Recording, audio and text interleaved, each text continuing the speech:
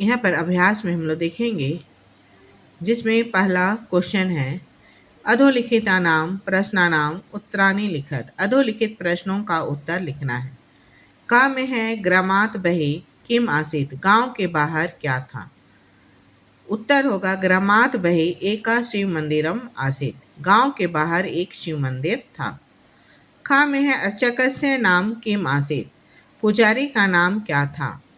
उत्तर होगा अर्चकस्य नाम श्री महंता आसीत्, अर्चक का नाम श्री महंत था। स्वर्ण मुद्रा कुत्र आसन, सोने का मुद्रा जो है वो कहाँ था। उत्तर होगा स्वर्ण मुद्रा कनक कलशे आसन, सोने का मुद्रा जो है सोने के कलश में था। घा में है अर्चकस्य भार्या कीदृशी आसीत्, यानी अर्चक की पत्नी किस तरह की थी। उत्तर होगा अर्चकस्य भार्या अतीव सत्यव्रता आसीत्, अर्चक की पत्नी है जो कि अत्यंत सत्यव्रता थी। अंगा में है धनपालस्य हस्तम के दंसितवंता, यानी धनपाल के हाथ को किसने डसा।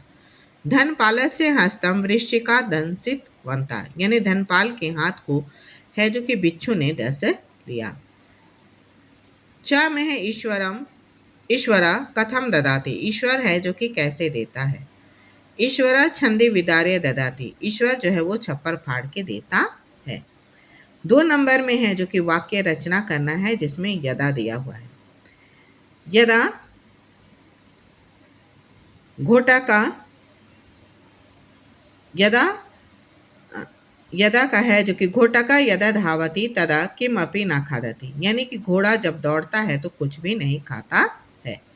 सरोवरे सरोवरे अर्चका स्नाति, यानी सरोवर में है जो कि अर्चक जो है वो स्नान करता है। गत्वा जाकर, गृहम गत्वा अहम पुनः पठामि, घर जाकर मैं पुनः पढ़ती हूँ। लुलुपा लालची, धनपाला अति लुलुपा आसीत्, धनपाल जो है वो बहुत ही ज्यादा लालची था। भयंकरा वृश्चिका भयंकरा भवति, बिच्छू जो है वो भयंकर होता है। दंडा दंड दंडा कष्टकारा भवति, दंड जो है वो कष्टकर होता है। तीसरा में हम लोग देखेंगे मंजूषता उचितानि पदानि चित्वा रिक्त स्थानानि पूरयत, यानी कि मंजूषा में दिया गया से ही हमको उचित शब्द को भरना है। सगृहम गत्वा स्वभार्याम आकथयत, वो घर जाकर अपनी पत्नी से कहता है।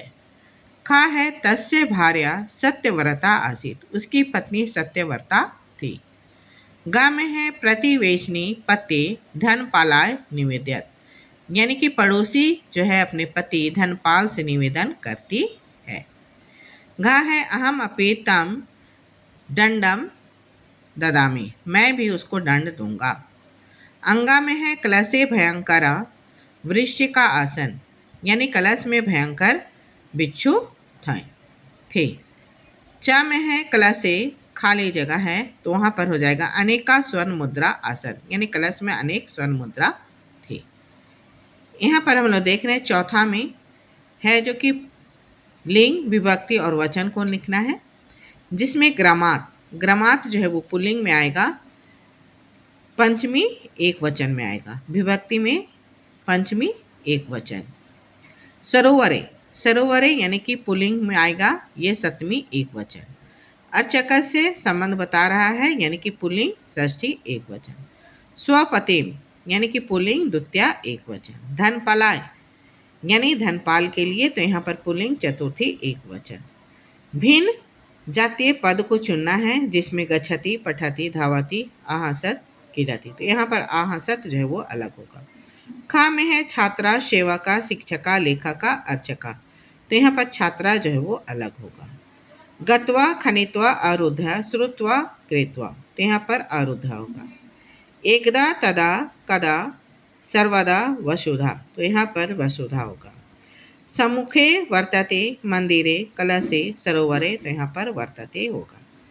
यहाँ पर हम लोग देख रहे हैं 6 नंबर में दिया हुआ है प्रकृति प्रत्यय को है जो कि अलग करना है, जिसमें खनित्वा है तो खनित्वा में खन धातु और कत्वा प्रत्यय। कृतम है तो क्री धातु और कथ प्रत्यय। आरुद्ध है तो आ उपसर्ग होगा रुद्ध रूह धातु और लया प्रत्यय। वंच्यतुम वंच धातु और तुमुन प्रत्यय। गतवान में गम धातु और कतवतु प्रत्यय।